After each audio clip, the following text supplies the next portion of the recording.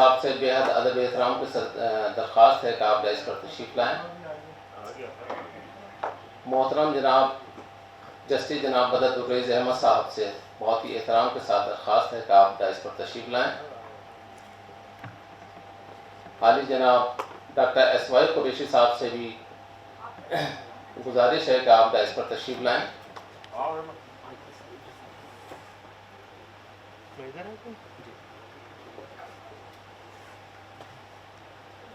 मोहतरमा डॉक्टर हेमा सिंह साहब से दरख्वास्त है कि आप डाइस पर तशरीफ़ लाएँ। Please have a seat.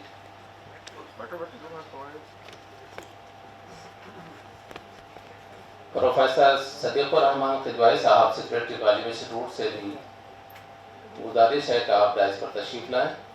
Begum Abida Ahmad memorial lecture 3 August 2024 बउनवान Farsi theatre मेरी नसर में।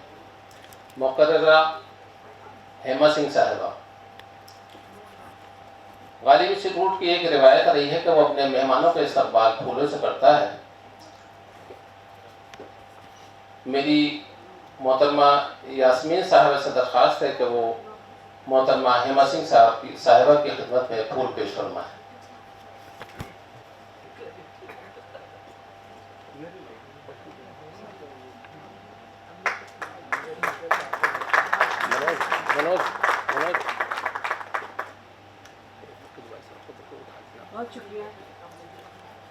डॉक्टर महजर रजा साहब से दरख्वास्त है कि आप इस जलसे के सदर जनाब अजीज़ कुरैशी साहब की खिदमत में गुलदस्ता पेश फरमाएं। मैं तो खुद ही फूल हूँ, फूल लेके क्या करूँ। बहुत शुक्रिया। जनाब अब्दुल तौफीक साहब से दरख्वास्त है कि आप मोहतरमा डॉक्टर रक्षंदा जलील साहिबा की खिदमत में फूल पेश फरमाएं।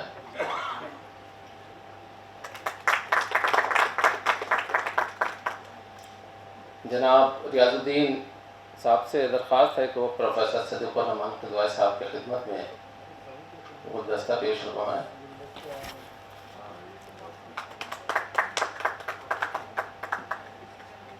मैं आपकी इजाज़त से जस्टिस जनाब बदरुद्दीन अहमद साहब की खिदमत में और जनाब SY कुरैशी साहब की खिदमत में फूल की पेश करने की इजाज़त चाहता हूँ।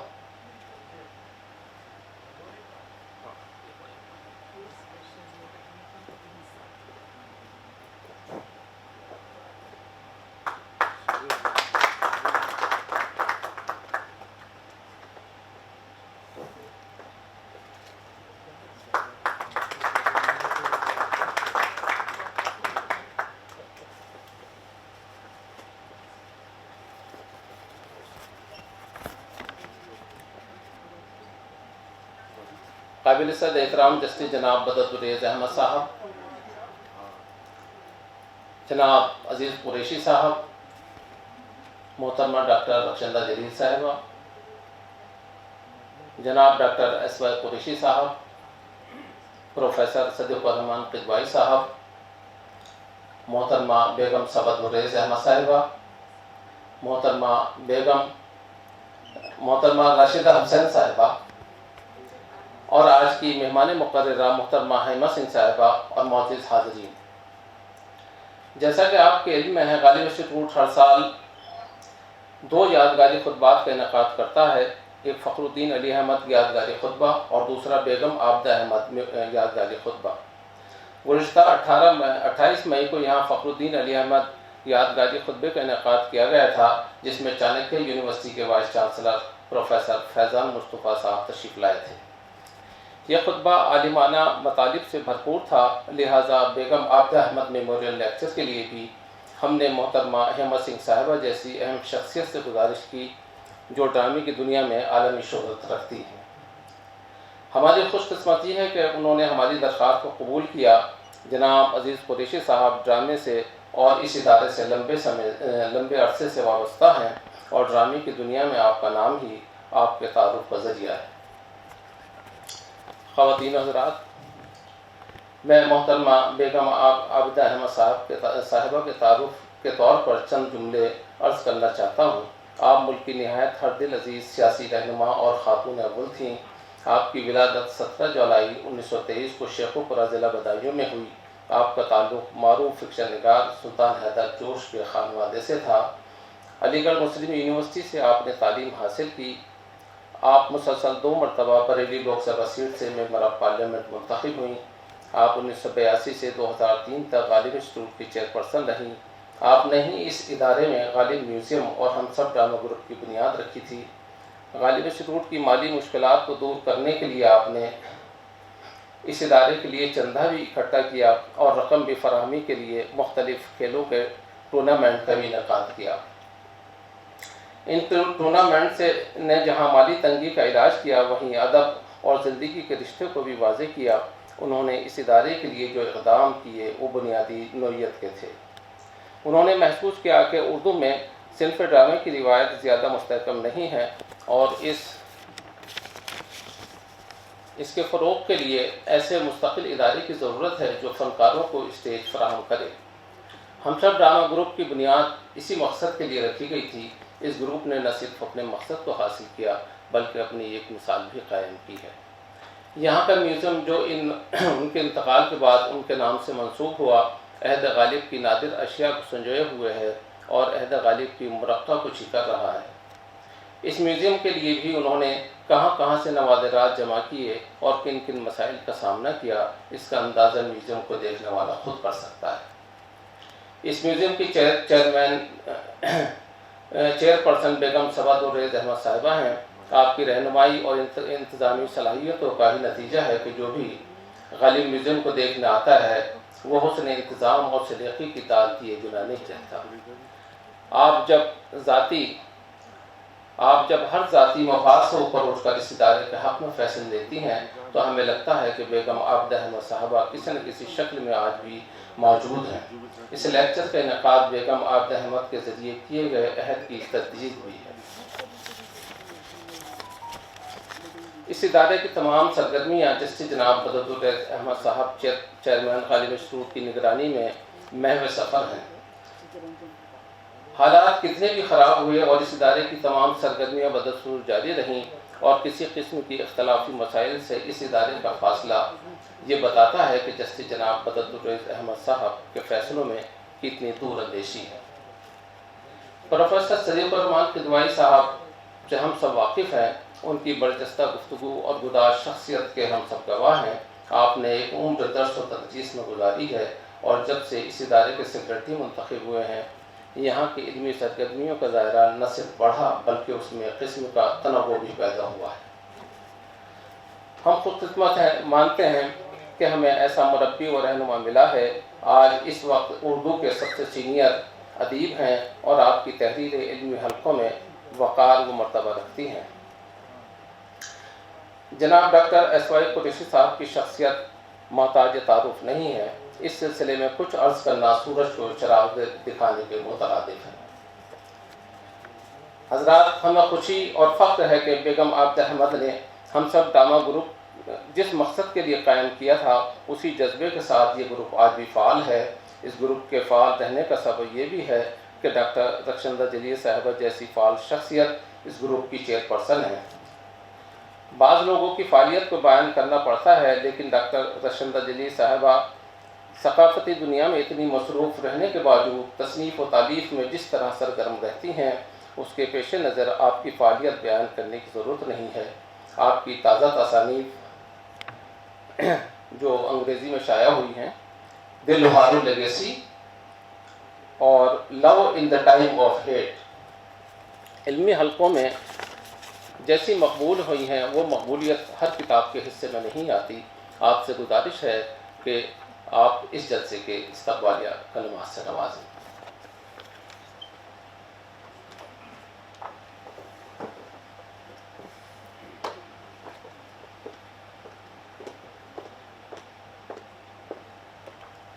जस्टिस बदरुद्दीन अहमद साहब, किदवाई साहब, अज़ीज़ कुरैशी साहब, इस्माइल कुरैशी साहब, इदरीस साहब, डॉक्टर हिमा सिंह, ख़वातीन हज़रात, इदरीस साहब एक तवील इंट्रोडक्शन दे चुके हैं हम सब ड्रामा ग्रुप के बारे में। यकीनन आप लोग हमारे ड्रामों में आ चुके हैं, आप हमारे काम से वाकिफ़ हैं और इंस्टीट्यूट की सरगर्मियों से भी आप यकीनन वाकिफ़ हैं। तो मैं आपका ज़्यादा वक्त बिल्कुल नहीं लूँगी, सिर्फ आपका खैर मक़दम करूँगी और आप सभी हजरात का और मैम आपका, हेमा जी का शुक्रिया अदा करूँगी कि आप आज तशरीफ़ लाए हैं यहाँ। और हेमा जी, आपसे बात हो रही थी कि हमारा एक एनुअल ड्रामा फेस्टिवल होता है जो नवंबर में इस साल हो रहा है, 5 रोज़ा ड्रामा फेस्टिवल होता है। क्या ही अच्छा होगा अगर आप, जो आज का टॉपिक है, आगा हशर काश्मीरी का कोई प्ले अगर हो आपके पास, या कोई पारसी थिएटर जिसमें खासा उर्दू का इस्तेमाल किया जाता था, अगर आप, प्लेस का अंबार है। जी हाँ, वो मुझे अंदाज़ा है, तो उस अंबार में से एक आध प्ले आप हमारी तरफ हमें नवाज दें उससे, तो हम बड़ी इनायत होगी। एक तो ये, और दूसरी ये कि हमारे यहाँ एक पब्लिकेशंस डिवीज़न भी है जो बहुत एक्टिव है, तो क्या ही अच्छा होगा अगर आप लिखित रूप में अपना टेक्स्ट, जो आज आपका लेक्चर है, वो हमें दें, तो हम उसे अपनी वेबसाइट पे भी डाल सकेंगे और उसका एक ओकेजनल पेपर या मोनोग्राफ की शक्ल में उसको छापने का भी कुछ बंदोबस्त करेंगे। तो आपसे नवाजिश है कि आप इस वक्त चाहें एक्सटेम्पोर बोलना चाहें या इलास्ट्रेशंस के ज़रिए बोलें, लेकिन एट सम पॉइंट आप हमें इसको लिखित रूप में भी दे दीजिएगा। तो मैं आप लोगों से बिल्कुल और वक्त नहीं लूँगी, कोई ताख़ीर नहीं करूँगी, and let's carry on with the text. Thank you.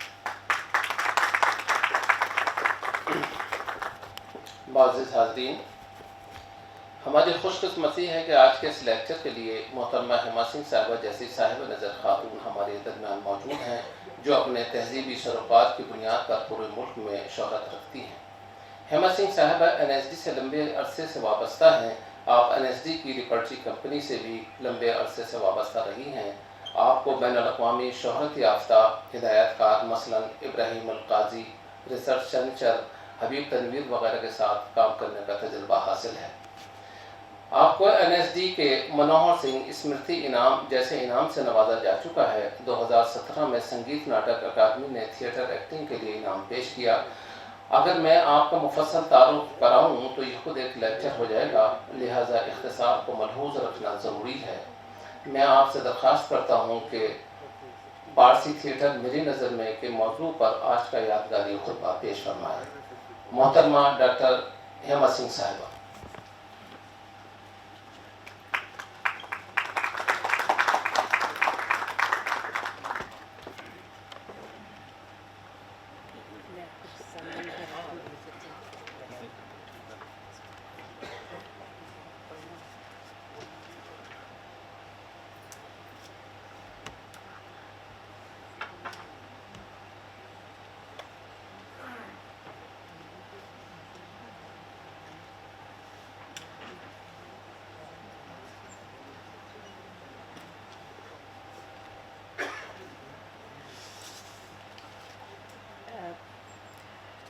अस्सलाम वालेकुम।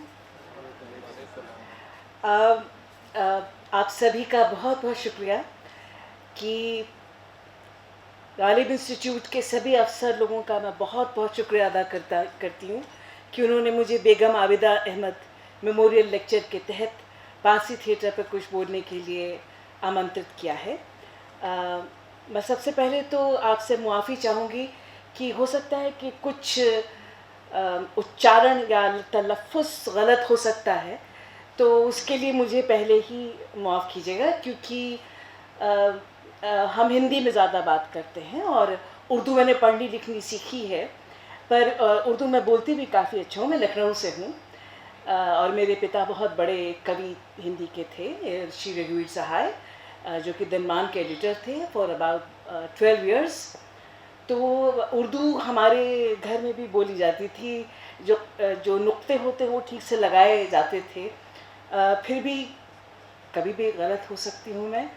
तो इसमें मैं जस्टिस बदर दुर्रेज़ अहमद जी, प्रोफेसर सदीक़ुर रहमान क़दवई, डॉक्टर रखशंदा जलील, डॉक्टर इदरीस अहमद और का बहुत बहुत शुक्रिया अदा करती हूँ। और सबसे ज़्यादा शुक्रिया अदा करती हूँ जनाब अज़ीज़ कुरैशी साहब का, क्योंकि मेरे लिए ये बहुत फ़ख्र की बात है कि जिनके सामने मैंने नाटक करना शुरू किया था, मैं शायद कॉलेज के फर्स्ट या सेकेंड ईयर में थी, और जनाब साहब उसमें हीरो का रोल क्या करते थे और हम पीछे खड़े होकर नाचते या गाते थे।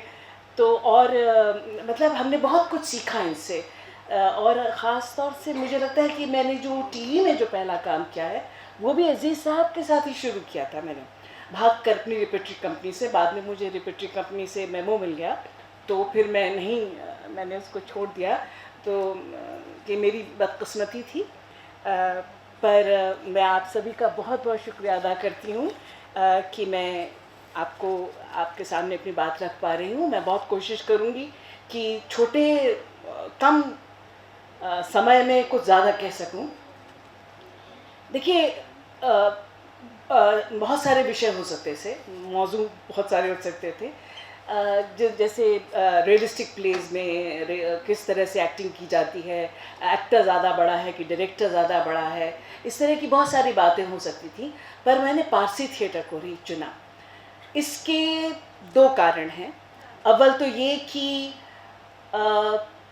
इस पर बहुत कम बात होती है और इस पर बहुत कम काम हो रहा है, क्योंकि ये एक ऐसा थिएटर था जो कि अपने समय में ही उसका ख़त्म हो गया। 100 साल का एक पीरियड था जिसमें ये पनपा और फिर उसका पतन हो गया। दूसरी ये कि मैं 1992 से इस पर काम कर रही हूँ और इसमें मैं बतौर अभिनेत्री, बतौर प्रशिक्षिका, एज अ टीचर, बतौर राइटर, बतौर एक्टर, राइटर जुड़ी रही हूँ। मैंने इस पर बहुत सारे लेख भी लिखे हैं, जो कि नेशनल स्कूल ऑफ ड्रामा की एक रंग पत्रिका निकलती है, रंग प्रसंग, उसमें बहुत कुछ मैंने पारसी थिएटर के बारे में लिखा, that it is still contemporary and we should try to do, हमको इस पर काम करना चाहिए। देखिए, बड़ी हैरत की बात है कि जब भी इंडियन थिएटर मूवमेंट की बात होती है तो उसमें जब इस तरह की नाट्य शैलियों की बात होती है तो पारसी थिएटर को दरकिनार कर दिया जाता है। ये कहा जाता है कि ये तो बहुत बढ़ैती से भरपूर है, इसमें बहुत ज़्यादा अतिशयोक्ति है, ये चुराए हुए इसकी कहानियाँ हैं, ये अश्लीलता है इसके अंदर, और इसमें एक्टर के लिए कोई स्कोप नहीं है। ये सारी बातें हो सकता है कि कुछ हद तक ठीक हों, पर अगर आप गौर से देखें तो इसमें बहुत सारी अच्छाइयाँ भी हैं जिन पर आप काम कर सकते हैं। असल में ये पारसी थिएटर पारसी इसलिए कहलाता है क्योंकि इसे पारसी समुदाय जो था उसने इसमें पैसा लगाया था और उन्होंने इसको शुरू किया था, तो वहाँ से ये पारसी थिएटर शुरू हो गया। बल्कि बाद में तो बहुत सारे हमारे मुस्लिम साहिबान ने और हिंदू राजाओं ने सबने को इसमें पैसा लगाया और पारसी थिएटर कंपनियां बनी। देखिए, ये समाज के लिए बनी, समाज में से ही पैदा हुई और समाज के भीतर बहुत गहरी जड़ें जमाने वाली ऐसी नाट्य परंपरा थी जो सारा समाज का सारे लोग, सारे वर्ग, चाहे वो बुद्धिजीवी हों, चाहे वो रिक्शे वाले हों, चाहे वो मिडिल क्लास हो, सब एक साथ उसे देखते थे। तो ऐसा थिएटर तो गज़ब का थिएटर रहा होगा जिसे सब लोग एक साथ देखते थे और ये बहुत ही लोकप्रिय था, इतना पॉपुलर था कि इसके नाम जो थे वो कपड़ों के लट्ठों पर, बर्तनों पर, जैसे रेमंड्स वगैरह लिखा रहता है, उसी तरीके से आँख का नशा, खूबसूरत बला, इस तरह के नाम उस पर लगे होते थे। मैंने तो ये भी सुना है कि लोगों की साड़ियों के बॉर्डर में शेर लिखे हुए होते थे। मतलब इस कदर पॉपुलर था ये। और सिर्फ पॉपुलर ही नहीं था, ये बहुत सारी बातें भी कहता था। इसने समाज सुधार का बहुत बड़ा काम किया था। समाज में जो बहुत सारी बुराइयां फैली हुई थी, जैसे दहेज प्रथा, छुआछूत, अंधविश्वास, शराबखोरी, वेश्यावृत्ति, इन सब चीज़ों पर, इन सारे टॉपिक्स पर नाटक लिखे और लोगों में एक चेतना जगाई कि देखो ये गलत बात है, ये नहीं होना चाहिए। और तो और हमारे भारतीय फ्रीडम स्ट्रगल में, स्वतंत्रता संग्राम में इस नाटक का बहुत बहुत बड़ा हाथ था। इसमें मतलब इसके जो प्ले राइट्स थे उन्होंने उस तरह के नाटक लिखे और लोगों के मन में पैट्रियाटिज्म की फीलिंग जगाई, और ये भी किया कि असल नाटक दो अर्थ के नाटक के संवाद लिखे जाते थे। असल में ब्रिटिशर्स के ऊपर करारा व्यंग होता था या उनको अटैक किया जा रहा था, पर सामने जाहिर रूप में तो वो ये था कि हम तो नाटक के संवाद बोल रहे हैं। मैं कुछ नाटक के कुछ छोटे छोटे अंशों को आपके सामने पढ़ना चाहूँगी, पर थोड़ा सा इसके बारे में थोड़ा सा बात और करती हूँ कि जब भारत गुलाम था तब ब्रिटिशर्स के एंटरटेनमेंट के लिए इंग्लैंड से कंपनीज आया करती थी और वो अंग्रेज़ी में नाटक करती थी, और वहाँ के जो एक्टर्स थे वो बहुत बड़ा पावरफुल बोलते थे, बहुत बढ़ा चढ़ा के बोलते थे। तो वही एक उनका एंटरटेनमेंट का साधन था। बाकी जो जनता थी उसके लिए मनोरंजन का कोई और ज़रिया नहीं था। संस्कृत थिएटर के ख़त्म हो जाने के बाद करीब 100 साल तक कोई इस तरह की थिएटर की नाट्य परंपरा नहीं बनती थी। सिर्फ रामलीला, रासलीला और नौटंकी और बादपोशी, इस तरह की जो फोक थिएटर के एलिमेंट्स होते हैं वो थे, लोगों में देखते थे। देखिए वो ज़माना तो बहुत अलग था। 1850 का ज़माना और आज का ज़माना तो बहुत फ़र्क है। हमारे पास बहुत सारे वीडियो रिकॉर्डिंग्स हैं, यूट्यूब है, नेटफ्लिक्स है, OTT प्लेटफॉर्म्स हैं, बहुत सारे मनोरंजन के साधन हैं जो हम देख सकते हैं। किताबें हैं, छपती हैं, बहुत सारे लेखक हैं जो बहुत अच्छा लिख रहे हैं। साहित्य है, लिटरेचर है, मतलब अनुवाद हैं, उनको पढ़ सकते हैं आप बहुत अपने आप को रिच कर सकते हैं। पर उस समय इतना ज़रिया नहीं था लोगों के पास, इतने एवेन्यूज़ नहीं थे। तब हुआ ये कि मुंबई जो था वो एक पोर्ट था और वहाँ रहने वाला जो पारसी समुदाय था वो असल में बिजनेस क्लास था, और तो उनका बहुत ज़्यादा लेना देना होता था ब्रिटिशर्स से।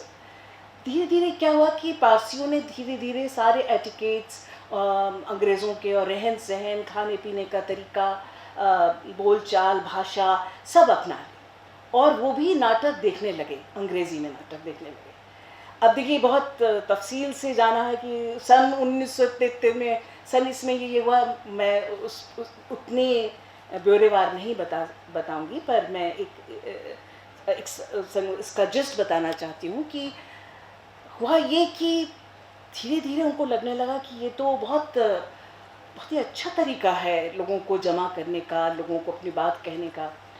तो पारसी थिएटर लिखने वाले रणवीर सिंह जी अपनी किताब पारसी थिएटर में लिखते हैं कि 1866 में पारसी कुछ यंग स्टूडेंट्स थे, उन्होंने एक पारसी ड्रामेटिक कोर बनाया, मतलब एक छोटा सा एक संस्था बनाई और उसमें नाटक करना चाहा और उसको उन्होंने अंग्रेज़ी में किया।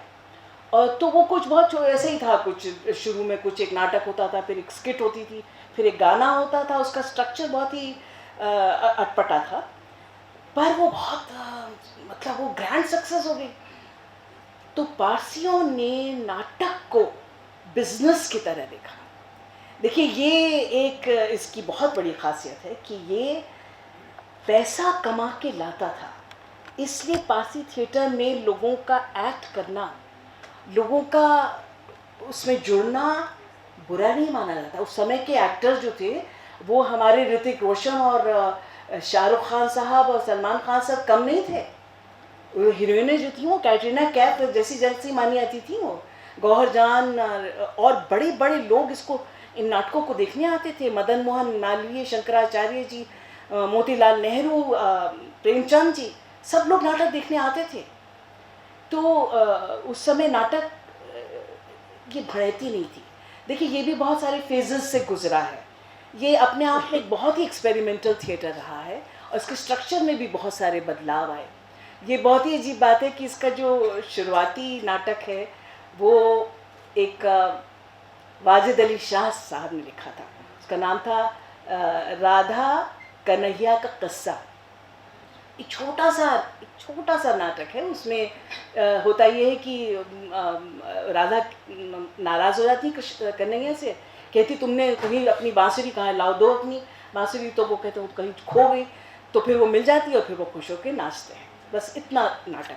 पर इतना सब कुछ होना सामने, कोई उसको अभिनीत कर रहा हो तो वो तो बहुत ही अच्छा लगेगा लोगों को देखने में। और इसमें अवधि में पनिहारने गाती थी।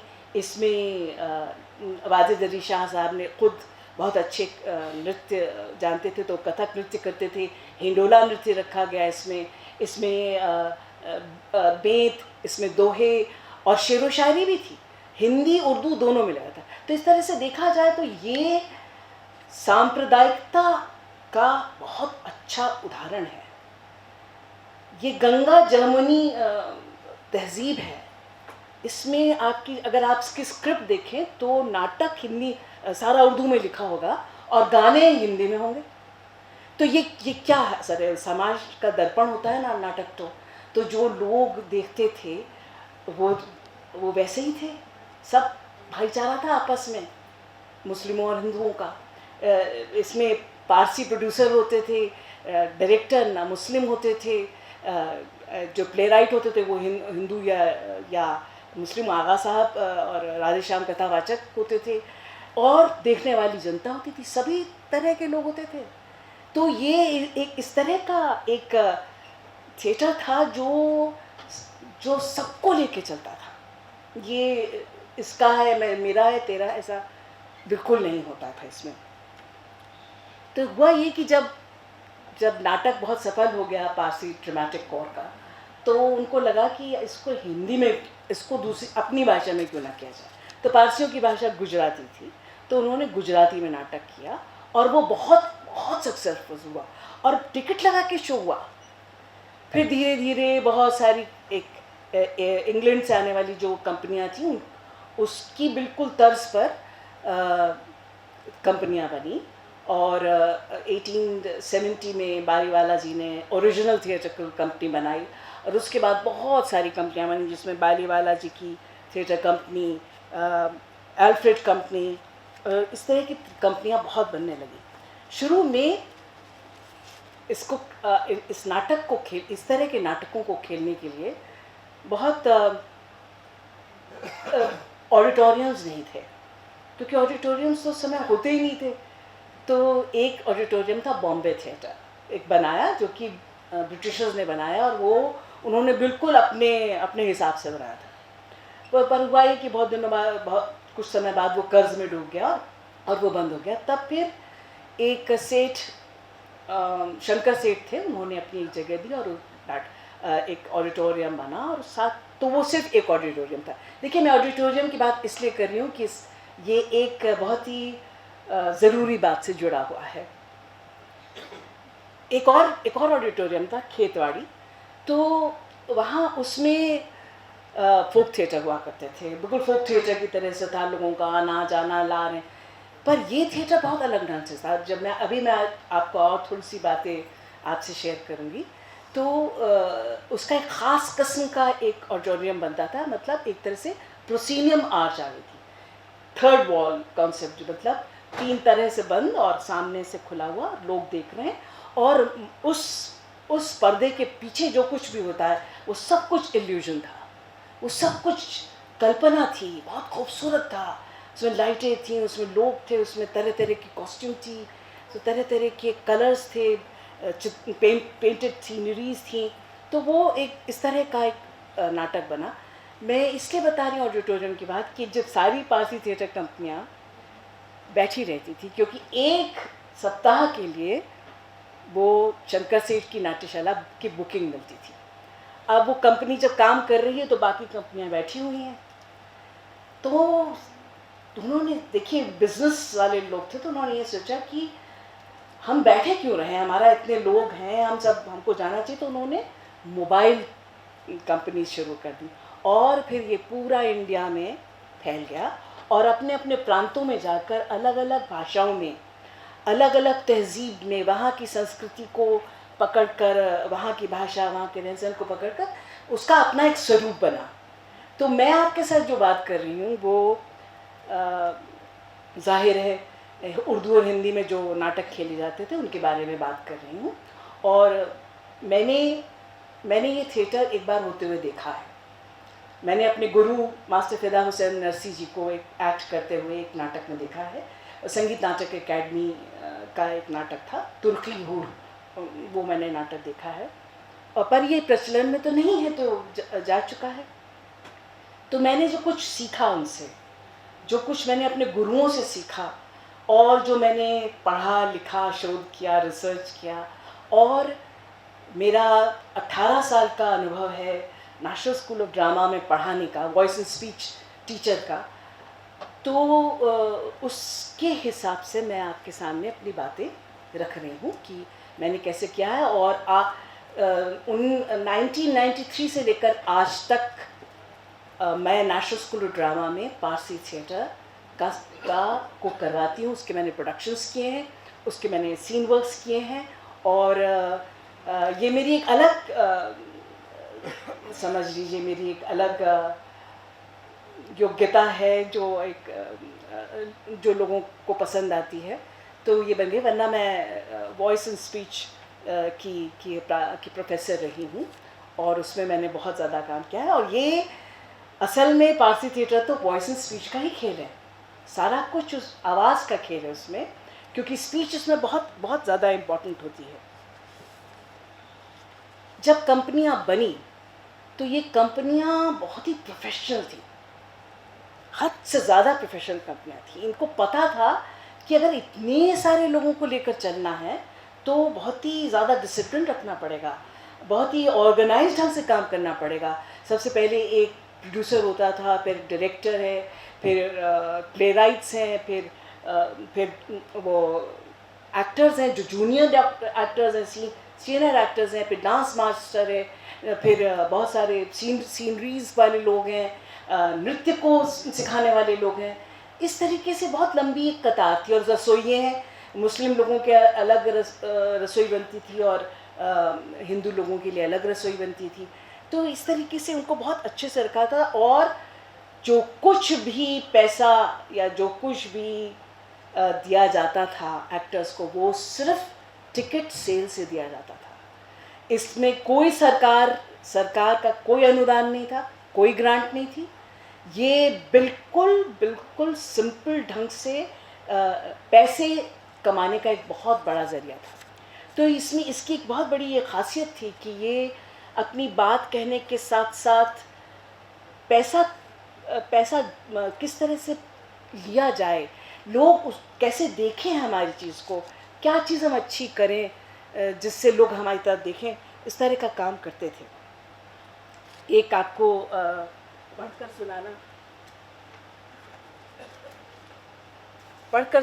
सुनाना चाहूँगी। मास्टर फिजा हुसैन जी कहते थे कि कड़ाई थी तो ऐश में बहुत था, बड़ी सुविधाएं होती थी, तनख्वाह हमेशा टाइम पर मिलती थी, दूसरी कंपनियों में गड़बड़ रहती थी, फिर खाने का इंतज़ाम, रहने का इंतज़ाम, सफ़र का इंतज़ाम, सब इतना अच्छा होता था कि किसी को शिकायत नहीं होती थी। फर्स्ट और सेकंड क्लास की एक एक सीट सफ़र में मिलती थी, चाहे 10 मिनट का ही सफ़र हो तब भी स्पेशल ट्रेन में किया जाता था। और कंपनी के मालिक जो थे वो डिसिप्लिन में विश्वास रखते थे, क्योंकि वे जानते थे कि डिसिप्लिन ना रखा गया तो इतने लोगों को एक साथ लेकर काम करना कठिन ही नहीं, असंभव होगा, मतलब बहुत मुश्किल हो जाएगा। फिदा हुसैन साहब ने बतलाया कि मालिक लोग उसूल के बड़े पक्के होते थे, जो नियम बता दिया उस पर अमल करना ज़रूरी होता था। बड़ी सख्ती थी, पान कोई खा नहीं सकता था, बीड़ी सिगरेट पीना मना न था, लेकिन न ड्रेस रूम में कोई पी सकता था और ना ही रिहर्सल के दौरान। रिहर्सल में 10 मिनट का इंटरवल इसलिए दिया जाता था कि लोग बाहर जाकर बीड़ी सिगरेट पी लें। और रिहर्सल में बैठने का तरीका ये था कि 2-2.5 घंटा पूरे 10 मिनट छोड़कर बैठे देख रहे हैं। जो ट्रेनिंग चल रही है स्टेज के ऊपर या कमरे में, उसको देखना ही होगा। कोई बात नहीं कर सकता था आपस में, इधर उधर नहीं देख सकता था, टांग पर टांग चढ़ाकर नहीं बैठ सकता था, कायदे से बैठना पड़ता था। तो फिदा साहब जो कि एल्फ्रेड थिएटर की कंपनी में बहुत समय तक काम करा उन्होंने, और फिर बाद में जाकर कलकत्ता में उन्होंने अपनी मेडन कंपनी बनाई और उसके वो डायरेक्टर रहे। तो उन्होंने अपनी किताब में लिखा है 50 पारसी थिएटर में 50 वर्ष के बारे में लिखा है। इस पारसी थिएटर से मेरा जो परिचय था वो जब 1980 में हुआ, जब मैं NSD के सेकेंड ईयर में थी। तब स्वर्गीय BM शाह साहब ने हमारे साथ वीर अभिमन्यु नाटक किया। तो उसको सम्मुख नाम के उसको बहुमुख नाम के एक ऑडिटोरियम में किया गया, जो कि बहुत पास था, मतलब इससे थोड़ा सा छोटा होगा ये जो हॉल है। और मतलब जो एक्टर्स थे उनके बहुत करीब हो सकते थे स्पेक्टेटर्स। फिर उसी को हमने कालिदास समारोह में किया, तो वहाँ पे सारा टेंट वेंट से सारा ऑडिटोरियम बनाया गया, सारा ग्रीन रूम बनाया गया। तो एज एन एक्टर मुझे ये लगा कि मेरे पास दो अनुभव थे, दो एक्सपीरियंस थे। एक छोटे हॉल में काम करना और एक बड़े हॉल में टेंट में 4-5 हज़ार की ऑडियंस के सामने। मतलब करीब करीब मुझे 2-2 मिनट फ्रीज होकर खड़ा होना पड़ता था। जब मैं अपना शेर बोलती थी तो तालियों पे तालियां बजती चली जाती थी, तो आपको फ्रीज होना पड़ता था ताकि आपका दूसरा डायलॉग दब न जाए तालियों में। तो तब मैंने एक लेख लिखा, उसका नाम था पारसी शैली को नया करें। वो मध्य प्रदेश की साहित्य कला परिषद की एक मैगज़ीन थी कलावार्ता, उसमें छपा था। तो ये विचार उस समय पैदा हुआ और उस पर मैं आज तक काम कर रही हूँ, और इसीलिए मैंने ये टॉपिक चुना है।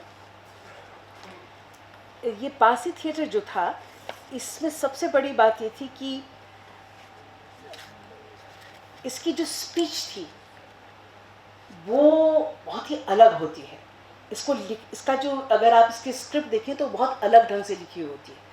इसमें शेर होते हैं, शेर व शायरी होती है और संवाद होते हैं। जो शेर व शायरी है वो इसलिए भी होती थी कि उस समय शेर व शायरी कहना बहुत ही ज़हीन लोगों की बात मानी जाती थी, मतलब वो बहुत बुद्धिमान माने जाते थे। इसलिए आप देखिए जो हमारे से बड़े लोग हैं, बुज़ुर्ग हैं, वो हमेशा बात में कहावतें, लोकोक्तियाँ या कुछ शेर व शायरी करते हैं। तो वो शेर व शायरी इसलिए रखी जाती थी। और जो उसका प्रोज है, जो संवाद, उसमें भी राइमिंग है, उसको समझना पड़ता है। उसका एक तरीक़ा है, उसको समझना पड़ेगा। वो सब लोग नहीं कर सकते। सब ऐसे अगर बोल दे तो फिर तो ऐसे तो पारसी थिएटर किसने देखा, तो कोई भी बोल देगा। लेकिन हमने तो मास्टर फिदा हुसैन नरसी जी के सामने से सीखा है, मतलब उनको सुन के सीखा हमने। तो हमको पता चलता है कि ये गलत है कि सही है। मेरे स्टूडेंट्स कई बार कहते हैं, मैम ये बहुत गलत बोल रहे हैं शेर व शायरी, ये तो पंच बन ही नहीं रहा है, इसमें कोई ताली नहीं बजेगी। और शेर जो थे वो इसलिए लिखे जाते थे, कुछ इस तरीके से लिखे जाते थे, तो बंदी होती थी उनमें, कुछ इस तरह से लिखे जाते थे कि उसका एंड जो होता था उसको इस तरह से लिखा जाता था कि लोग उसको पूरा करें और ताली बजाएं। बाद में पारसी थिएटर के पर बहुत बड़ा इल्ज़ाम लगा कि आप तो इस तरह के शेर वेर लिख कर ताली बजवा लेते हैं और आपका नाटक बहुत सफल होता है। ये कोई नाटक वाटक नहीं है, कोई साहित्य नहीं है। हम ज़्यादा अच्छा काम करते हैं। जो दूसरे लोग जो उनके आगे लोग आए थे। पारसी थिएटर में 3 चीज़ें थीं। एक मिनट ज़रा आप मुझे थोड़ा सा मैं आपको कुछ चित्र दिखाना, कुछ तस्वीरें दिखाना चाहती हूँ, तो उसको देख के शायद ज़्यादा लाइट थोड़ी सी कम करनी होगी। देखिए, ये इसकी एक बात थी, पेंटेड कर्टन्स। इस तरह के पेंटेड कर्टन्स होते थे और ये इस तरीके से होते थे, एक नाटक में कम से कम 8 होते थे और ये ऐसे ऊंचाई में 14 फीट होते थे और ऐसे 28 या 29 फीट तो होते थे। तो अब आप ये समझिए, और ये सीधे नीचे आते थे और सीधे ऊपर जाते थे। तो आप समझिए कि अगर 14 फीट ऊपर सीधे जाएगा तो ऊपर ऑडिटोरियम में जगह होनी चाहिए। तो ये पर्दे जो होते थे ये पुलिस सिस्टम से नीचे गिराए जाते थे और इनको उठाने वाले लोगों का एक अलग पूरा का पूरा एक काम करने वाले अलग लोग होते थे, एक्टर्स से अलग होते थे जो बैक स्टेज काम करते थे। तो एक ये बहुत पुराना पावर पॉइंट है जो मैं आपको थोड़ा सा दिखाना चाहती हूँ। ये जो रेनेसा में सेरिलियो ने एक बताया था कि पर्सपेक्टिव डिज़ाइन को लेकर किस तरीके से चित्र बनाए जा सकते हैं, तो उसके प्रिंसिपल्स पे बना हुआ था। ये ऑप्टिकल कन्वर्जन और पर्सपेक्टिव पे बना हुआ था, यानी एक बिंदु पर सारा कुछ समाप्त हो जाता है। देखिए, आप देखिए तो आपको लगेगा ये 3D बना हुआ है और ये 3D है और ये धीरे धीरे धीरे धीरे जाके बिल्कुल बीचों बीच में जाके एक बिंदु पे ख़त्म हो जाता है। और इनको बनाने वाले जो पेंटर्स आते थे उनकी सबसे ज़्यादा तनख्वाह होती थी। उस ज़माने में 5 रुपए में बहुत आराम से पूरा महीना खर्च कर सकते थे। इनकी तनख्वाह होती थी 1500, क्योंकि एक नाटक में कम से कम 8 तो होते ही थे। और ये इस तरीके थे कि ये प्रचार में बड़ा काम आते। जैसे हम लोग आजकल कहते हैं कि लंदन में फिल्म शूट हुई है और लेह लद्दाख की खूबसूरत वादियों में जाइए और देखिए वहाँ के चित्र दिखेंगे आपको फिल्म में। तो उस तरीके से इस तरह से सीनरीज थी। नए सीनरीज के साथ नाटक देखिए तो लोग भाग भाग के तहलका मच जाता था।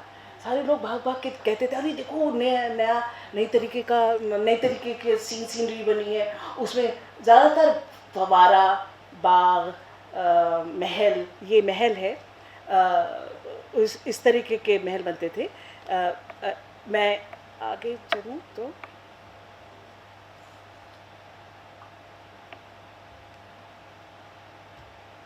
ये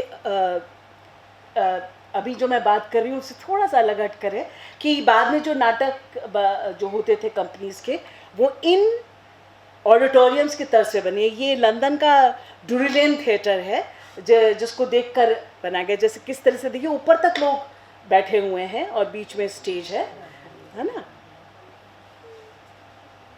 सॉरी आप जी।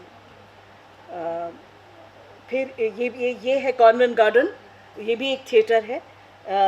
ये पारसी थिएटर के प्रोड्यूसर हैं रामजी गुजदार जीजलाल। इनमें से बहुत जो लोग थे वो बहुत अच्छे एक्टर्स भी हुआ करते थे और जिम खाने के लोग भी हुआ करते थे। वहाँ जो लोग आते थे उनको बड़ा समझा बुझा के बहला फुसला के एक्टर्स जो जिनमें लगता था काबिलियत है उनको लिया जाता था। ये भी एक बहुत बड़ी कहानी है कि कैसे एक्टर्स को दिन में एक्टिंग के लिए बुला लिया गया और उनका काम छुड़वा दिया गया जो वो काम करते थे और उनको अच्छे खासे पैसे दिए गए।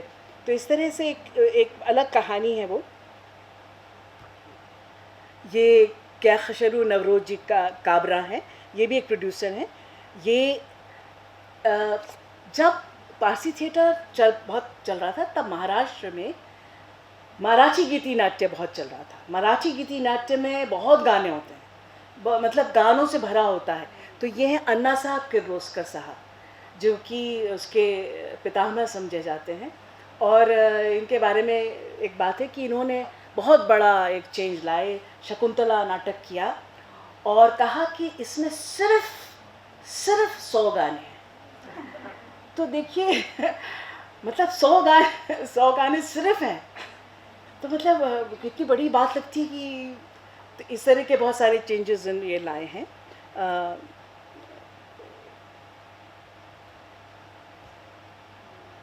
ये है इंद्र सभा, अमानत की इंद्र सभा।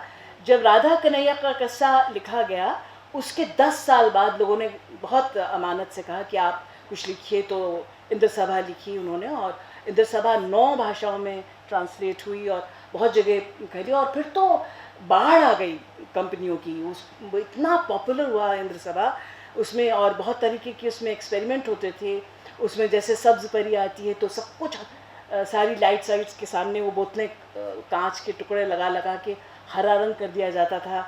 सब कुछ इस तरह की बहुत सारी चेंजेस जो उस समय किए जा सकते थे। पेट्रोमैक्स था, जो कुछ भी नया मिलता था उसको वो अपने आप में ढाल लेते थे। ये देखिए वही तस्वीर है जिसमें देखिए आप देख सकते हैं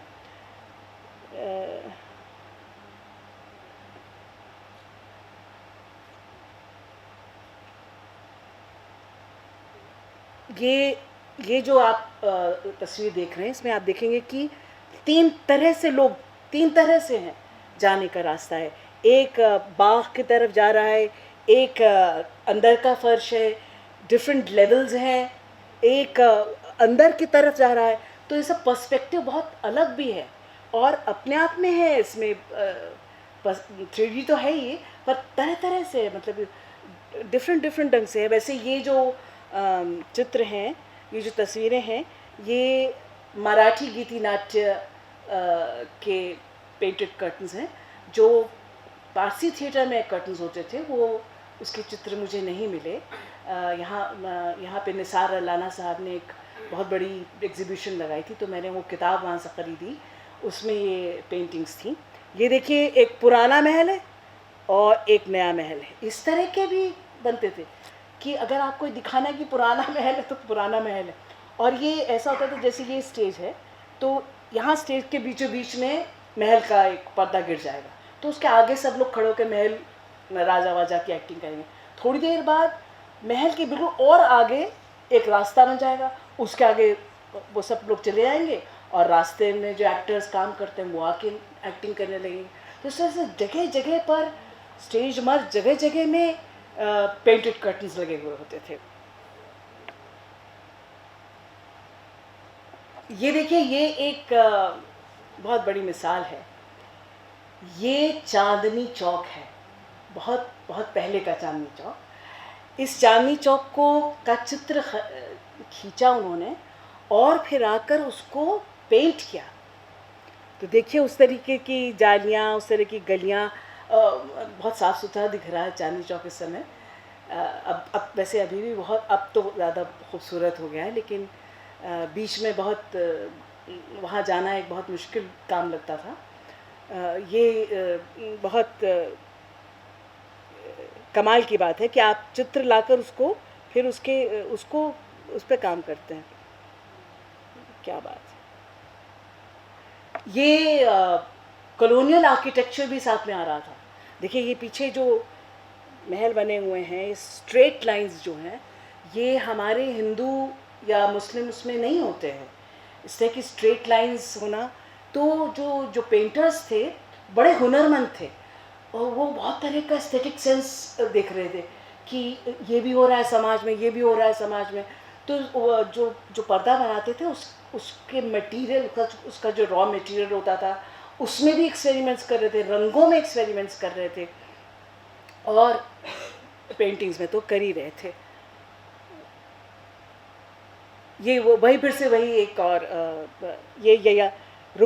ययाति। देखिए ना, जो जितने भी मंदिर हैं वो सब गुलाबी रंग के बनाए हुए हैं, तो ये बिल्कुल अलग रंग का इस्तेमाल है। ये जंगल का एक चित्र है, तस्वीर है।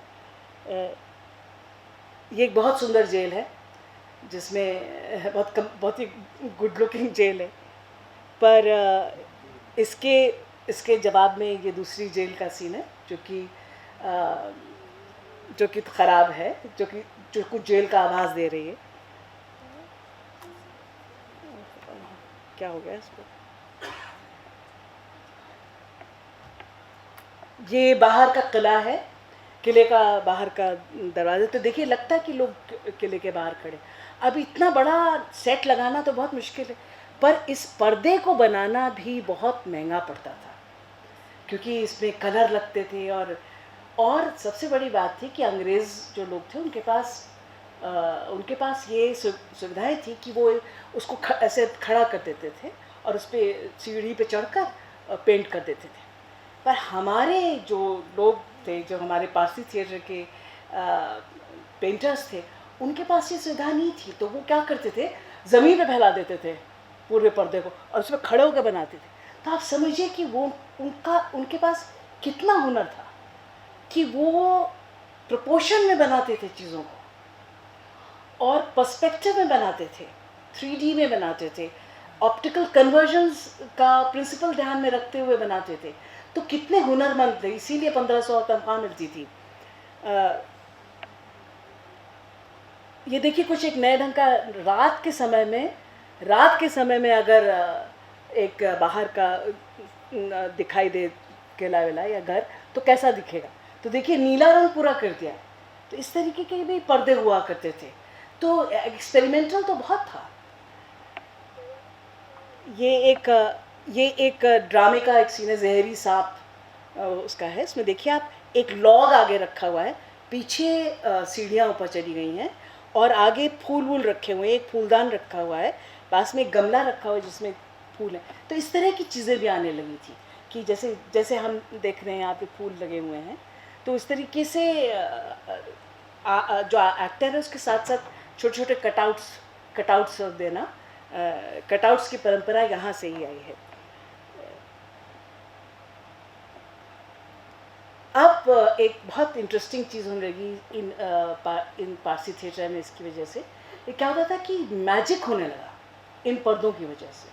ये पर्दे क्या होते थे, बीच में से बेतरतीब ढंग से फाड़ लिए जाते थे और फिर उसके ऊपर गॉज लगा दिया जाता था, जैसे मरहम पट्टी करते हैं और पट्टी जैसा कपड़ा होता है वैसा लगा देते थे और उसको पेंट कर देते थे।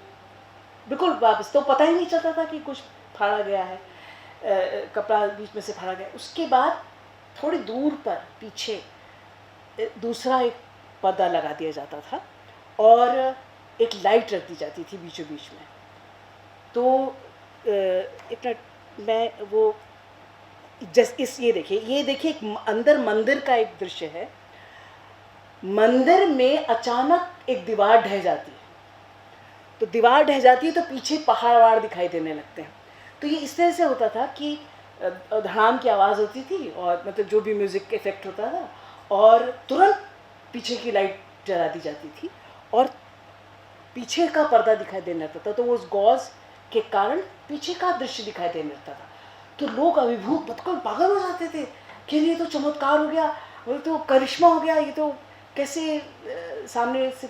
तो बाद में फिर इस तरह से भी होने लगा कि जैसे कोई हीरोइन है, उसको बहुत ख्याल आ रहा है अपने प्रेमी का, तो वो उसको याद कर रही है, तो उसके तसव्वुर में जैसे वो याद करती है तो वो इसी तरीके से गॉज के जहाँ फाड़ा हुआ होता था उसके पीछे वो आदमी खड़ा हो जाता था और वो लाइट जलती थी और वो आदमी दिखाई देता था। तो लोग कहते अरे वो देखो देखो देखो देखो उसके दिमाग में ये तस्वीर उभर रही है। तो थोड़ी देर में वो चली जाती थी, वो गायब हो जाती थी, जैसे ही लाइट जाती थी तो चला गया। तो ये मैजिक होने लगा। तो इस तरह की मैजिक एंट्रीज भी होने लगी पारसी थिएटर में धीरे धीरे।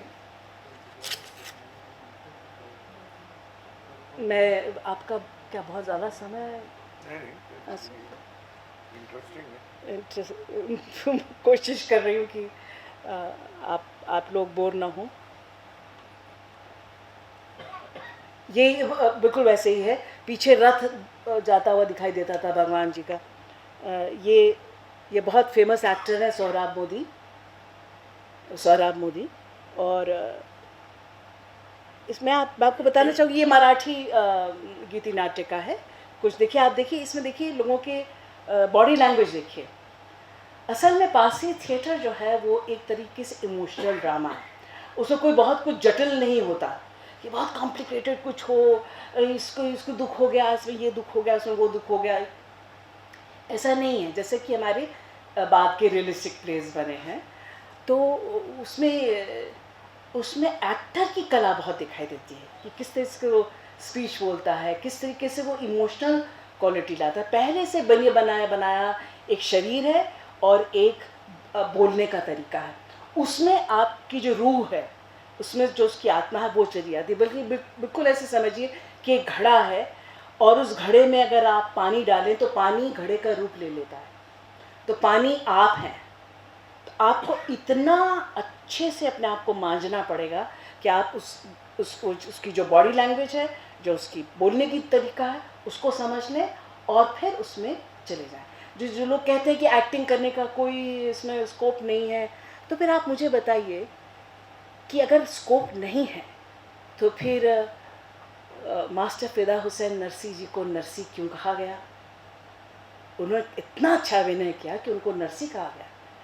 जयशंकर सुंदरी ने अथेलो में डेस्डेमोना का रोल इतना अच्छा किया, सुंदरी का नाम था, उनको सुंदरी नाम रख दिया गया।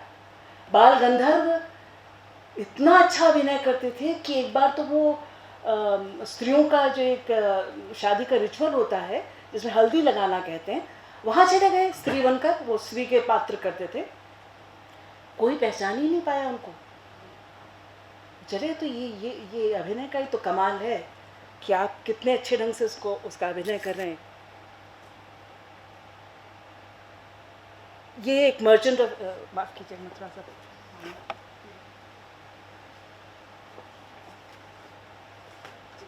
ये मर्चेंट ऑफ वेनिस का एक दृश्य है। देखिए पीछे पर्दा लगा हुआ है, सामने लोग खड़े हुए।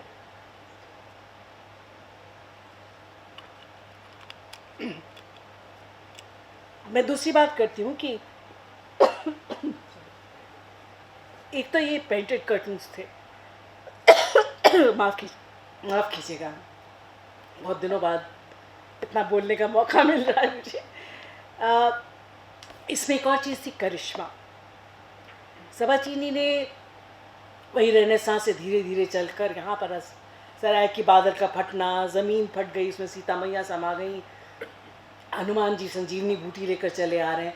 हालांकि ऐसा सब कुछ करने में कुछ बहुत सारे एक्सीडेंट्स भी हुए, सचमुच में लोग मर भी गए, पर इस तरह का करिश्मा होता था। मास्टर फिदा हुसैन से नरसी साहब बताते थे कि जैसे अगर एक झरना बह रहा है तो उसको दिखाने के लिए एक चिक ली जाती थी, और चिक में जो झिरियाँ होती उसके ऊपर लाइट डाली जाती थी, उसके बाद कोई ऊपर चढ़ कर चिक को धीरे धीरे हिलाता था तो लगता था पानी बह रहा है। तो देखिए जिन्होंने आज तो हम लोगों ने एवाटार और जुरासिक पार्क और गॉडजिला जैसी मूवीज़ देख ली हैं, तो हमें वो स्पेशल इफ़ेक्ट्स बहुत बचकाने लगेंगे, पर उस समय तो वो बहुत अद्भुत थे। मैंने खुद देखा है, हैदराबाद में एक कंपनी, उसका नाम सुरभि है, उसमें सारे तीर हवा में उड़ के आते हैं। तो हवा में नहीं उड़ते हैं वो, असल में एक रस्सियों के ऊपर चल के आते हैं, तो हम वो दिखाई देती हैं रस्सियाँ। तो आज हम इसलिए उसकी बहुत सराहना करते हैं कि वो अभी भी काम कर रहे हैं इस तरह का, पर उसका इफ़ेक्ट जो है वो अलग हो जाता है, मतलब भयानक नहीं लगता देखने में, पर ये करिश्मा होता था और लोग उसको देखने के लिए आते थे। कई नाटकों में आप देखिए कि रुस्तम जो है वो एक बहुत बड़ा खंबा उखाड़ के भागते हैं मारने के लिए किसी को। अब ये तो आजकल नाटक में कैसे होगा, पर होता था, उस समय होता था। असल घोड़े चले आते थे स्टेज पर। अब ये भी जो एक नाटक हुआ है मुग़ल आज़म, उसमें जो काम करने वाले लोग हैं वो पारसी थिएटर ही है असल में, और उसमें जो जहांगीर शायद का जो रोल करते निसार साहब, वो हमारे स्टूडेंट रहे हैं। तो वो मेरे पास आके कहते हैं मैडम आपने जो सिखाया वही हम कर रहे हैं, वहाँ पर पारसी थिएटर कर रहे हैं। इस तरह की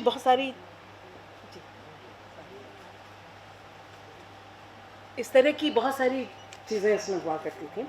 और फिर एक बहुत मज़ेदार चीज़ थी कॉमिक इसलिए होता था कि कॉमेडी जो है वो बहुत जल्दी होल्ड करती है लोगों को। तो पहले नाटक बिल्कुल अलग अलग होती थी, एक अलग कहानी चलती थी, दूसरी कहानी अलग चलती थी। पहली कहानी से सर जब लोग बहुत थक जाते थे, भाई बहुत दुख भरा हो रहा है, विलाप हो रहा है, ऐसा, तो फिर कॉमिक शुरू होता था, और वो कॉमिक में बहुत मज़ेदार उठा पटक होती थी, इस तरह से चलता था। तो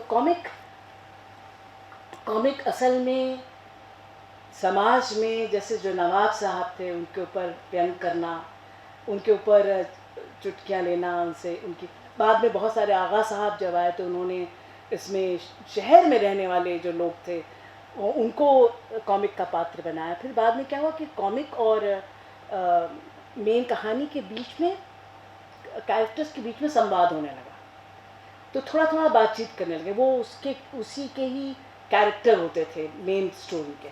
पर बाद में तो फिर मेन कहानी में ही जो हीरो होता था वही कॉमेडी करने लगा था।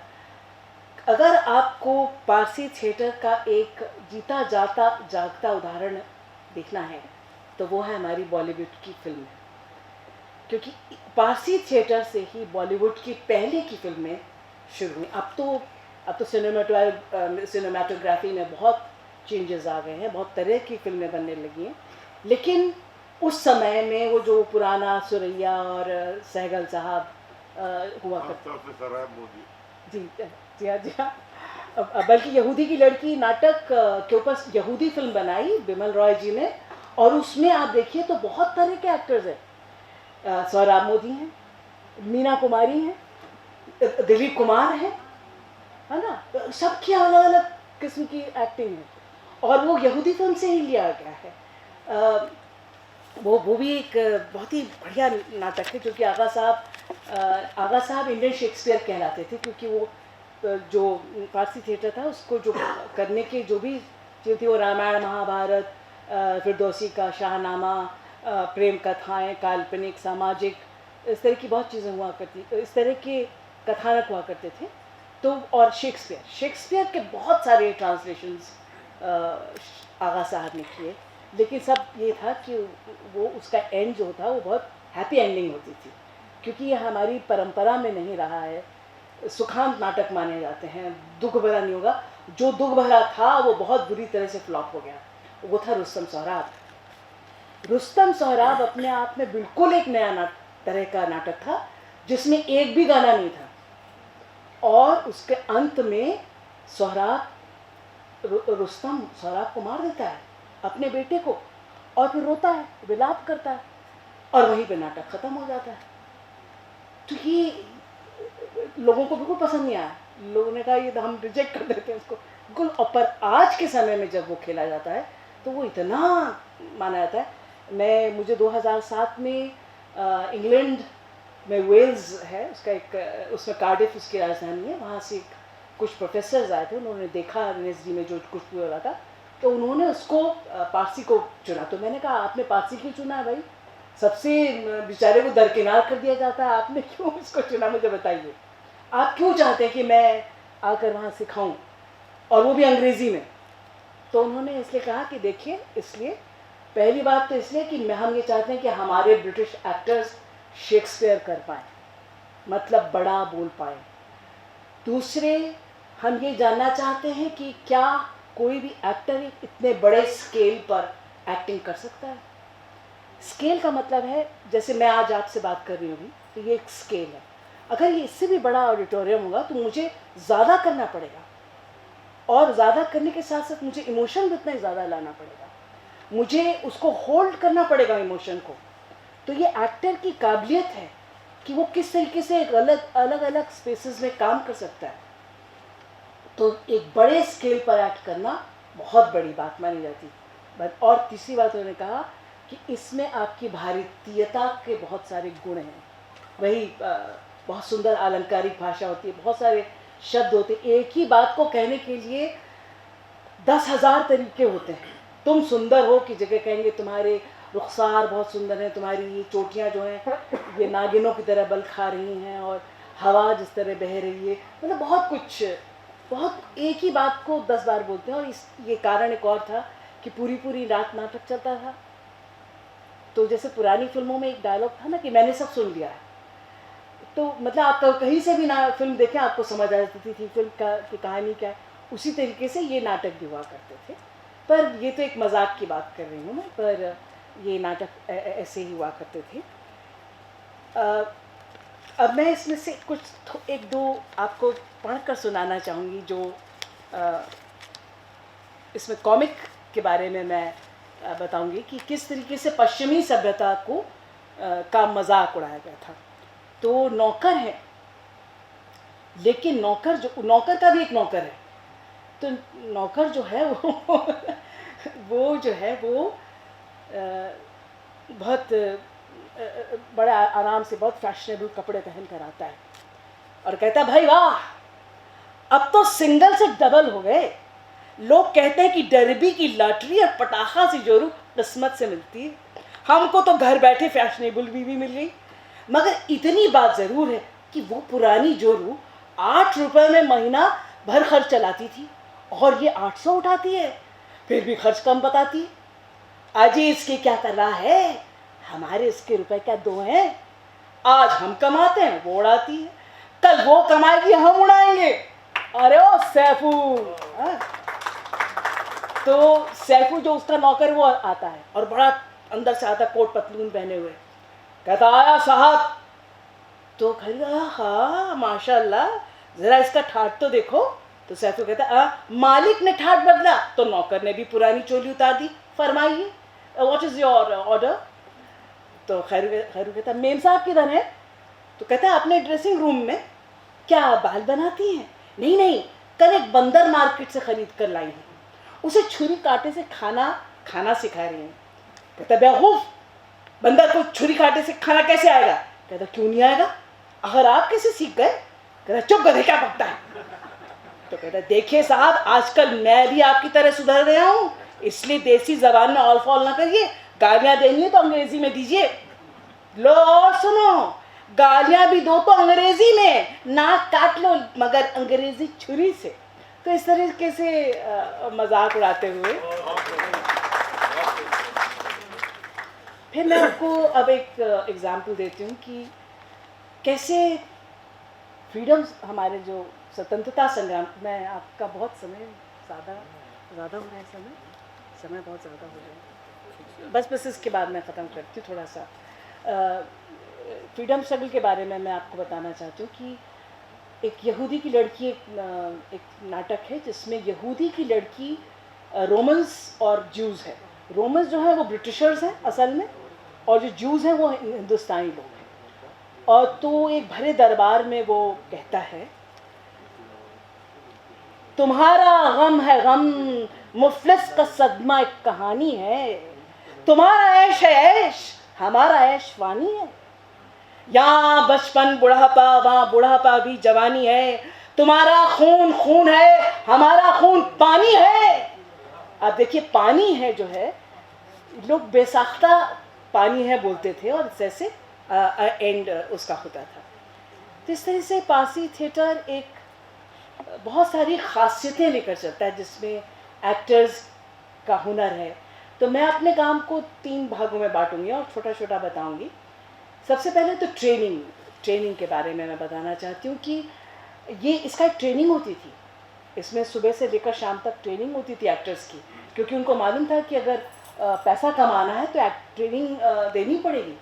तो जब फिदा साहब, हुसैन साहब, मैं जब रिपेट्री छोड़कर फ्रीलांसिंग कर रही थी तो फिदा साहब मुझे स्कूल में बुलाया गया, नेशनल स्कूल ड्रामा में, और कहा गया कि आप फिदा साहब को असिस्ट करेंगे। तो मेरे लिए तो बहुत फ़ख्र की बात थी। मैंने कहा जी हाँ। तो फिदा साहब से क्या करते थे, वो शेर बोलते थे और जो स्टूडेंट्स थे वो सुन के बोलते थे। मैंने 50 बार उनसे पूछा कि सर ये बताइए कि ये आप बोलना कैसे, इस शेर को बोलें कैसे। तो वो कहते थे वो इसमें क्या है, मैं बोलता हूँ, तुम सुनो और बोलो। अब वो क्या था, वो हॉस्टल में रहते थे और बाद में स्टूडेंट्स को पकड़ लेते थे जो खाली होता था, उसको कहते थे बैठो मेरे सामने, और उसको बोल के सिखाते थे। तो इस तरह से वो सीख जाते थे। फिर जब फिदा हुसैन साहब नहीं रहे, मुझसे कहा गया कि आप सिखाइए। तब बड़ी मुश्किल हो गई कि ये तो मैं कैसे सिखाऊंगी। तब मेरा जो NSD में के रिपेट्री कंपनी में 10 साल A ग्रेड एक्ट्रेस के रूप में मैंने काम किया। इब्राहिम अलगाजी, अबीब तनवीर, कामन नारायण पड़िक्कर, मोहन महर्षि, भानु भारती, मतलब भारत के जितने भी बड़े बड़े निर्देशक रहे हैं, अजीज़ साहब, आपको बुलाया गया था एक बार रिपेट्री कंपनी में नाटक करने के लिए।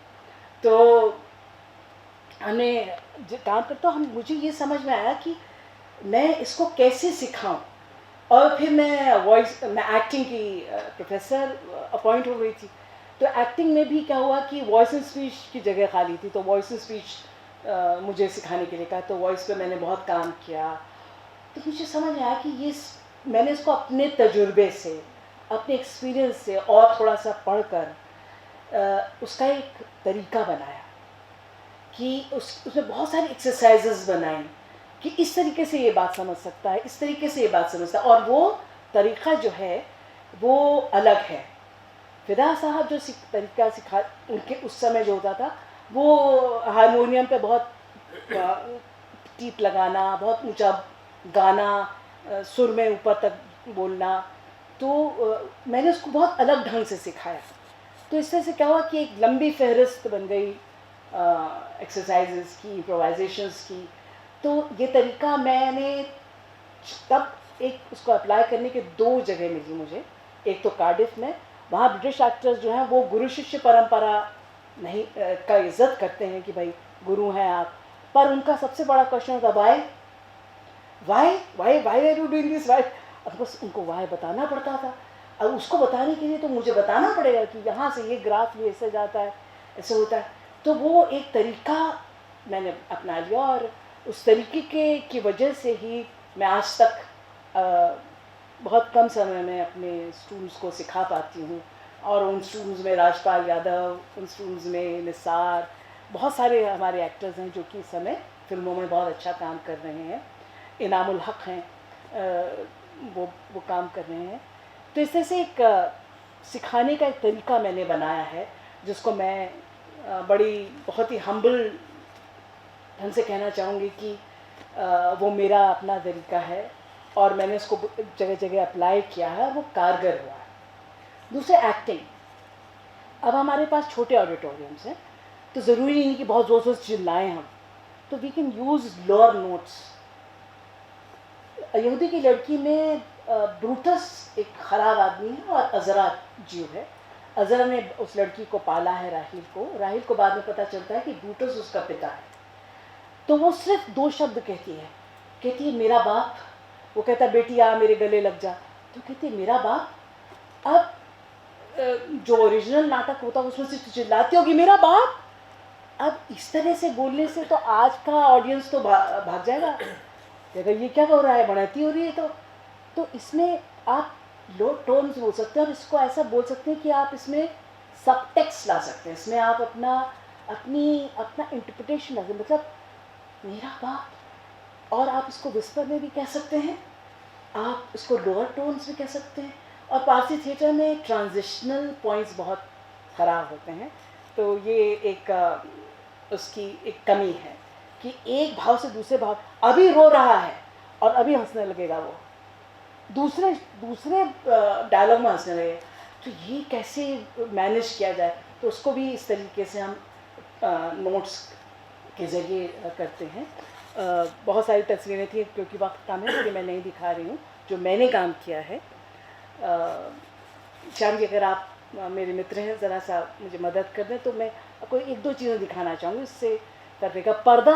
पर्दे में मैंने ऐसे किया कि पर्दा इतना पेंटेड कर्टन्स तो बन नहीं सकते हैं, तो जो मैंने उसको बनाया तो मैंने उसमें मैजिक इस्तेमाल किया।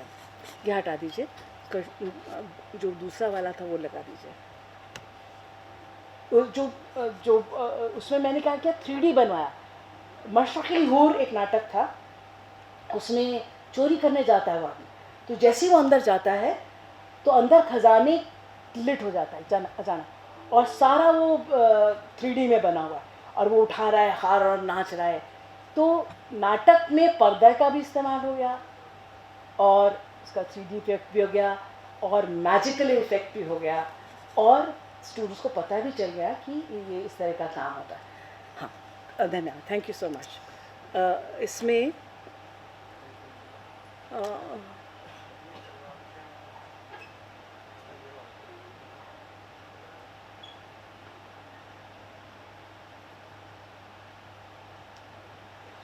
ये देखिए, इसमें मैंने ये सेट है हम मशरक़ी हूर का सेट है नेशनल स्कूल ऑफ ड्रामा में जो मैंने किया था। देखिए बहुत लैविश है और साथ में आपको एक पर्दा यहाँ पर, ये देखिए इस मेहराब के अंदर वो पर्दा दिखाई दे रहा है। ये एक बहुत मॉडर्न आर्किटेक्ट ने बनाया है जो कि मेरी बेटी है हरिप्रिया सिंह, वो इस समय बर्लिन में है और लैंडस्केप आर्किटेक्चर करा है उन्होंने। देखिए इसमें मेहराबें हैं और एक टूटी हुई वो आर्च है और उसमें एक पीपल का पेड़ निकल रहा है, मतलब रिवोल्यूशन शुरू हो रहा है। नाटक में, और उसके लेवल्स हैं, तो मैंने एक्टिंग में लेवल्स का इस्तेमाल किया। प्लेटफॉर्म्स जैसे एक अगर ना हो तो बिना सेट के भी काम हो सकता है, क्योंकि एक्टर अपने अपनी एक्टिंग से जगह को बना सकता है। फिर इसी में ही कॉस्ट्यूम्स हैं और बहुत सारी चीज़ें, लाइटिंग है, लाइटिंग भी हमने बहुत अलग ढंग से करी इसमें। इसको वापस कैसे ले जाएंगे?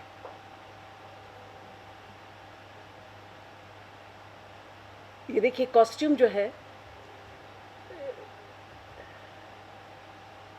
ये देखिए मशरक़ी हूर में नवाब और नवाब वाजिद अली शाह जी के कॉस्ट्यूम से मिलता जुलता कॉस्ट्यूम मैंने ही इसके डिज़ाइन किया था। मैं ही कपड़े ख़रीद के लाई थी चांदनी चौक पर से। देखिए पीछे जाली है और उसके एक्सप्रेशंस हैं, ये दूर से नहीं एक्सप्रेशंस दिखाई देते हैं, पर हमारे नए ढंग से जब आप खेलते हैं इसको तो ये ना हो तो भी चलेगा। मतलब मैंने तो श्री राम सेंटर में 1996 में 10,000 में नाटक किया है, वो भी पारसी शैली में। तो कम खर्चे में भी आप कैसे काम कर सकते हैं। और वहाँ जितने भी लोग थे वो हमेशा मुझसे कहते थे, मैडम आप कब आएंगी, सारे टिकट सेल हो जाते हैं जब आपका नाटक होता है। इवन NSD में बॉक्स ऑफिस तोड़ दिया लोगों ने, उनको देखने के लिए इतना लंबी लाइनें लगी हुई थी कि देखें फिर से करिए। मैंने कहा अब ये तो एजुकेशनल पर्पस से करा जाता है, अब दोबारा तो नहीं हो सकता। लेकिन इस तरह से हमने किया। देखिए वो साथ में सेट में फूलदान रखा है और उसमें नकली फूल लगाए हैं, तो उसका एक इफ़ेक्ट पारसी का आता है। तीसरा है इसमें आलेख, इसकी स्क्रिप्टिंग। देखिए एडिटिंग तो आपको करनी पड़ेगी, क्योंकि एक पूरी रात चलने वाले नाटक को अगर आप अभी दिल्ली में करेंगे तो कोई भी नहीं देखेगा। दिल्ली का किसी भी छोटे शहरों में तो बिल्कुल ही नहीं लोग देखेंगे, दिल्ली में तो फिर भी आ जाएंगे अपनी गाड़ियों में बैठकर। लेकिन 1 घंटा, 1.25 घंटा, 1.5 घंटा तक से बड़ा नाटक नहीं करते हम, क्योंकि उसको देखना मुश्किल हो जाता है। तो उसके लिए हमने क्या किया कि अभी इस वक्त बहुत ज़रूरत है कि नए स्क्रिप्ट लिखी जाए, पारसी शैली की तर्ज पर नई स्क्रिप्टें लिखी जाए। तो मैंने जब भी नाटक जैसे मशरक़ी हूर किया मैंने, तो उसमें अंत में वो लड़की जो है हमीदा, वो मक्का मदीना चली जाती है। देखिए ये बिल्कुल ठीक है, उस समय अच्छा लगता था, लेकिन आज के समय में थोड़ा हज़म नहीं होता है, तो उसको हमने सोशल रिफॉर्मर बना दिया। तो उसका नाम रखा मशरक़ी हूर उर्फ सच की पहरेदार, और उसमें एंड में हमने एक सीन लिखा। उसके बाद खूबसूरत बना किया, तो उसमें नेकी बदी आते हैं, एलिगोरिकल कैरेक्टर, पर वो पहले सीन में आते फिर आते ही नहीं हैं। तो उन कैरेक्टर्स को विस्तार देने के लिए बीच में 2-3 सीन्स लगाए और एक नया इंटरप्रिटेशन उसमें लिखा। फिर उसके बाद जब मैं यहूदी की लड़की कर रही थी, तो पारसी शैली में कॉमिक नहीं मिल रहा था। उसका कॉमिक था नवाब छम्मी का बटेर, जो कि मिल ही नहीं रहा था, जो पब्लिश नहीं हुआ था। तब ये विचार आया कि एक नया कॉमिक लिखा जाए। तो एक नया कॉमिक लिखा जिसे हमने खेला, और उसकी तस्वीर मैं आपको दिखाती हूँ। हालांकि वो बहुत अच्छे ढंग से नहीं बनी है, अरे लेकिन मैं आपको ये बताना चाहती हूँ कि पारसी शैली को बहुत अच्छे से अध्ययन करके उसकी खासियतों को ध्यान में रखकर वो सारे सीन्स लिखे गए और पूरा एक नया कॉमिक लिखा गया। उसका नाम है मियाँ की जूती मियाँ के सर। इसमें एक आदमी है, मिर्ज़ा मौका परस्त है, जो अपनी बीवी को घर से बाहर निकाल देते। ये देखिए ये इनामुल हक है। ये कोई एयरलिफ्ट कोई फिल्म थी या उसमें इन्होंने बहुत अच्छा रोल किया था, ये है। और साथ में बदरुल जी हैं, वो नौकर बने हैं। तो इनका नौकर जो है वो इनको सबक सिखाता है अपने साथ मिलकर। और पीछे एक हमने पेंटेड कर्टन बनाया जो कि कॉमेडिया डेल आर्टे से लिया गया है। ये इसी को लेके आते थे और इसी को लेके चले जाते थे।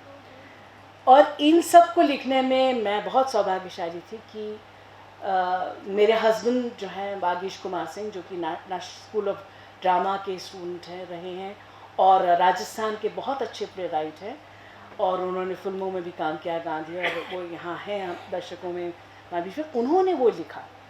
तो इस तरह से हमारे पास मतलब मैं बहुत हम्बल ढंग से कहना चाहूँगी कि ये एक बिल्कुल नया काम है जो पारसी शैली में लिखा गया नाटक है और उसको हम जल्द ही खेलने वाले हैं, पर वो हिंदुस्तानी भाषा में है।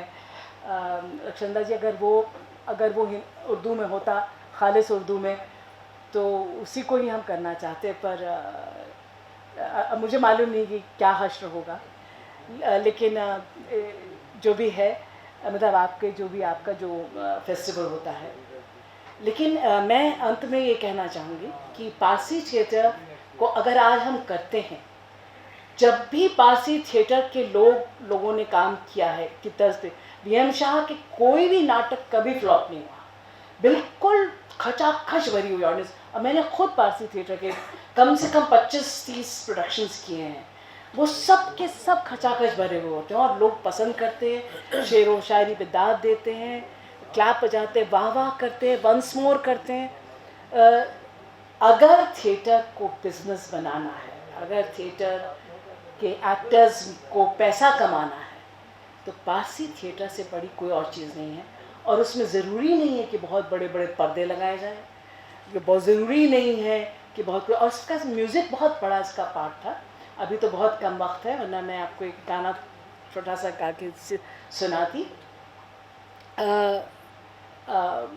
मास्टर फिदा हुसैन साहब ने मुझे ये गाना सुनाया था, और बड़ा कहते हैं फड़कते हुए गाने होते थे, तो और भी गाने होते थे, लेकिन वो उस तरीके से गाने में डुएट है ये। लबों पे तबस्सुम, निगाहों में जादू, क़यामत कहीं से चली आ रही है, क़यामत कहीं से चली आ रही है। अब ऐसे में दिल का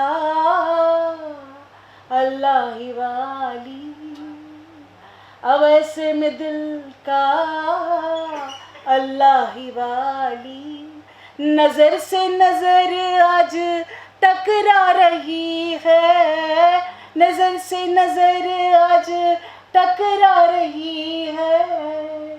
ये फिदा हुसैन साहब ने गाना सुनाया था, तो उनकी याद में मैंने आप लोगों को सुनाया है। इसमें म्यूज़िक बहुत अच्छा होता है, और आजकल बहुत सिंगर्स नहीं मिलते हैं, एक्टर्स जो होते हैं जो राग रागनियों में गा सकें, तो इस तरीके के गाने हों जो वो गा सकें, इस तरह का म्यूज़िक रखिए। और बस मैं आपसे यही कहना चाहूँगी कि पारसी थिएटर एक भव्य थिएटर परंपरा थी, और उस पर काम करके मुझे सुकून मिलता है, और उसे जब भी सिखाया जाता है, मेरे पास बहुत सारे लोग फ़ोन करके कहते हैं कि आके एक वर्कशॉप कर दीजिए, तो मैं कहती हूँ वर्कशॉप नहीं करूँगी, पूरा प्रोडक्शन करूँगी, तब उसका असर समझ आता है। क्योंकि जब ऑडियंस, जैसे आपने जब सुना, तो उसका एक अलग ही लुत्फ़ होता है। आप लोगों ने मेरी बात को बहुत देर तक बहुत सब्र के साथ सुना, आपका बहुत बहुत शुक्रिया, बहुत तफसीली था, बहुत शुक्रिया।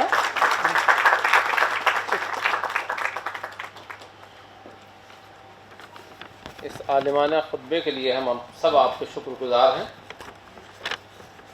और हमारी इस महफ़िल में गालिब की वापसी के जो अदाकार हैं वो यहाँ पर मौजूद हैं, उसके डायरेक्टर, एक्टर, और जिन्होंने गालिब को रोल किया था, अब्बास हैदर साहब और सादिया रहमान साहिबा, शाहनवाज साहब और दीगर हमारे हम सब ड्रामा ग्रुप के ही ये एक्टर हैं, यहाँ पर मौजूद हैं, मैं उनका भी शुक्रगुजार हूँ।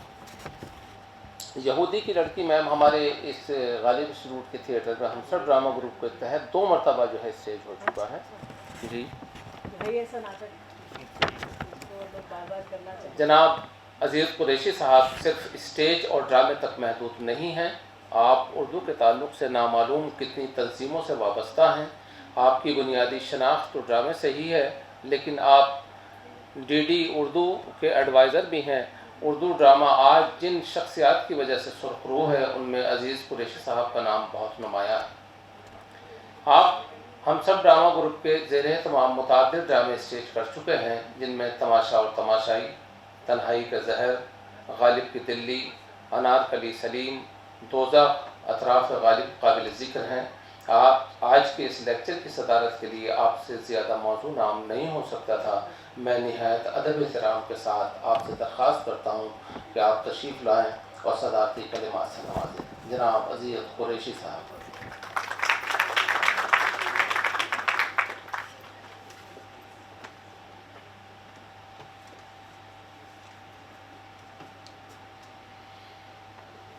ये कितनी नाअहल बात है, एक नामौजू आदमी को शुक्रिया अदा करने के लिए खड़ा कर लिया। अच्छा, दूसरे आज की शाम के जो हासिल है वो हैं बदर साहब, माशाल्लाह इनकी वालदा, उनकी कोशिशें, जज्बा की वजह से आज हम यहाँ इस अदबी ताजमहल में बैठे हैं।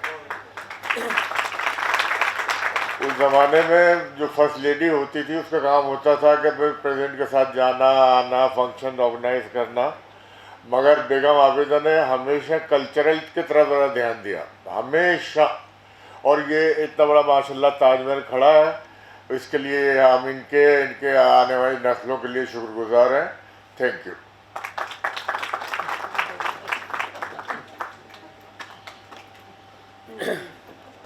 हज़रात, 7 और 8 अगस्त को सिलचर आसाम में गालिब रूट के ज़ेर तमाम 2 रोज़ा बैनुल-अक़वामी सेमिनार, शाम अफ़ज़ल प्रोग्राम और मुशायरे का इनेकाद हो रहा है। और उसको वो ऑनलाइन भी, कुछ हम लोग ऑनलाइन भी करेंगे, उसको लाइव भी करेंगे और फिज़िकली भी होगा वहाँ आसाम सिलचर जा कर के। मैं अपनी और इदारे की जानिब से जस्टिस जनाब बदरुद्दीन अहमद साहब, प्रोफेसर सदीक़ुर्रहमान किदवाई साहब, मोहतरमा डॉक्टर रक्षंदा जलील साहिबा, मोहतरमा सबा दुरेज़ अहमद साहिबा, जनाब अज़ीज़ कुरैशी साहब, मोहतरमा डॉक्टर हेमा सिंह साहिबा और जनाब SY कुरैशी साहब, मोहतरमा राशिदा हुसैन साहिबा और यहाँ पर मौजूद तमाम हज़रात का दिल की गहराइयों से मशकूर ममनून हूँ, शुक्रगुजार हूँ कि आप यहाँ तशरीफ़ लाए और इस प्रोग्राम को कामयाब बनाया। बहुत बहुत शुक्रिया।